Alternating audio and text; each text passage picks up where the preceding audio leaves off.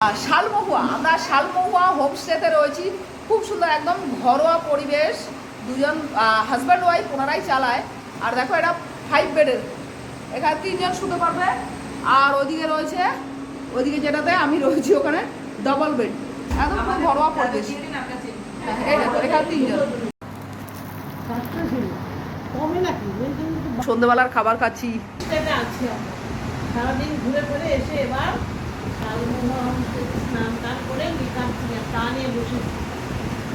দারুণ বানিয়েছে চাট, আদা দিয়ে বানিয়েছে, হালকা মনে হয় একটু মিষ্টিও দিয়েছে না, সেটা ভালো। কারণ একজন মহিলা এটা পরিষেবা দিচ্ছেন, বাড়ির মালকিন, তো সুন্দর পরিষেবা দিচ্ছে। কোনো প্রতিষ্ঠান যখন মহিলা পরিচালিত হয় জানবে তার 100-তে 100%। যতগুলো হোটেল হোমস্টেতে ছিলাম, মহিলা পরিচালিত হলে তোমার যা যেখানে দরকার ঠিক সেখানেতেই পাবো। সব চাটা করে আমরা একটু বলি, এত সুন্দর আদা দিয়ে করেছে, সব লাগবে। হ্যাঁ দারুণ, আদা দিয়ে করেছে, ভালোই লাগছে, সুন্দর করেছে, ভালো।